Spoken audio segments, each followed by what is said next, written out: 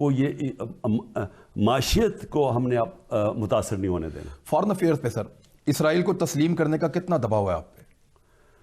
دیکھیں دباؤ تو اس لیے ہے کہ اسرائیل کا بہت بڑا اس وقت ان کا امپیکٹ امریکہ کے اوپر ہے. امریکہ کی جو مڈل ایسٹ پالیسی ہے وہ بڑا، اور ٹرمپ کے دور میں تو بہت زیادہ اسرائیل کا اثر تھا.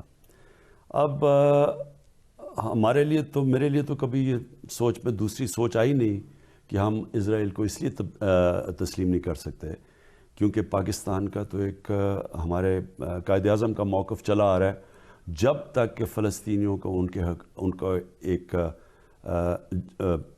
جسٹ سیٹلمنٹ یعنی کہ ایک ایسی سیٹلمنٹ نہیں ہوتی جو کہ اس سے وہ مطمئن ہوتے ہیں، ہم اس کو تسلیم نہیں کر سکتے. لیکن دباؤ ہے آپ پہ. یہ دباؤ آپ پہ غیر مسلم ممالک ڈال رہے ہیں یا مسلم برادر ممالک بھی کہہ رہے ہیں کہ کرو؟ میں نام نہیں لے رہا. چھوڑیں اس کو، آگے چلیں، اس کو رہنے دیں. لیکن سر جو لوگ تسلیم کر رہے ہیں ان کے اس عمل سے خوش ہیں آپ؟ کئی ہم چیزیں اس لیے نہیں کہہ سکتے کہ ہمارے ان سے تعلقات اچھے ہیں، ہم ان کو اپسیٹ نہیں کرنا چاہتے، اور انشاءاللہ ہمارے ملک کو اپنے پیر پہ کھڑا ہونے دیں، پھر آپ میرے سے ایسے سوال پوچھیں. اچھا سر، میں ایک چیز چھوٹی سی پوچھنا بھول گیا کہ پاکستان کو لالچ بھی دیا گیا اسرائیل کو تسلیم کرنے کے لیے کہ یہ بھی مل جائے گا وہ بھی مل جائے گا؟ کیونکہ میری انفارمیشن کے مطابق تو آپ کو لالچیں آتی ہیں کہ آپ اسرائیل کو تسلیم کریں تو بے شمار مسائل آپ کے حل. کون کون سے؟ عمران دیکھیں، زندگی کمپرومائز کا نام ہے.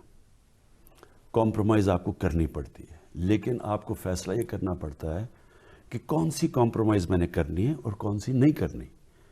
ہمارے نبی صلی اللہ علیہ وسلم نے صلح حدیبیہ پہ کمپرومائز کی بڑے مقصد کے لیے، لیکن جب بڑے مقصد پہ وہ آتے تھے نا کہ جی آپ ادھر سے ہٹ جائیں کہ اللہ ایک ہے، تو انہوں نے کہا اگر چاند ایک ہاتھ میں رکھ دو اور سورج، تب بھی نہیں میں کروں گا. تو آپ اپنے مین آبجیکٹو کے اوپر کبھی کمپرومائز نہیں کرتے. لالچ دیا انہوں نے، جو بھی آپ کو ظاہر انسینٹیوز دیے ہوں گے اور باقیوں کو بھی دیے ہوں گے، لیکن آپ کی معیشت کو بہتر کرنے، آپ کو فیٹ اپ کرنا، ظاہر ہے سب کو پتہ ہے ہمارے حالات کیا ہیں، اس طرح کے ملتے ہوں گے، تو اس کو چھوڑیں. لیکن میں صرف آپ کو یہ کہہ رہا ہوں کہ میرے سے آپ کبھی بھی آپ کمپرومائز اگر دیکھیں گے تو وہ ہوں گے بڑے مقصد کو پہنچنے کے لیے، کبھی بڑے مقصد کے اوپر کمپرومائز نہیں ہوگا. بھارت میں ڈیفنس انالسٹ یہ کہہ رہے ہیں اور لگاتار کہہ رہے ہیں کہ پاکستان اور چین کے درمیان جو دفاعی شراکت داری ہے وہ بہت زیادہ بڑھ گئی ہے اور ایسی ماضی میں کوئی مثال دیکھنے کو نہیں ملی. انہیں یہ لگتا ہے کہ جب بھی کبھی چین کے ساتھ جنگ ہوتی تھی پاکستان بیچ میں نہیں آتا تھا، اور ایسا ہوا ہے، اور جب کبھی پاکستان کے ساتھ لڑائی ہوتی تو چین کبھی بیچ میں نہیں آتا تھا. وہ پہلی دفعہ اس کو کنسیڈر کر رہے ہیں کہ 2 فرنٹ وار ان کو لڑنی پڑ سکتی ہے اس دفعہ، کیونکہ چین اور پاکستان دونوں پہلے کی طرح نہیں ہیں. آپ سر اس پہ کچھ کہنا چاہیں گے؟ دیکھیں کیا واقعی ایسا خطرہ بھارت کے لیے موجود ہے؟ دیکھیں آپ کے سامنے حالات ہیں. امریکہ نے فیصلہ کیا کہ بھارت ایک وہ ملک ہے جو انہوں نے رکھنا ہے چین کو کاؤنٹر بیلنس کرنے کے لیے. تو ظاہر ہے جب وہ یہ کر رہے ہیں تو آٹومیٹکلی پاکستان اور چین کی تو کوآپریشن بڑھ جائے گی.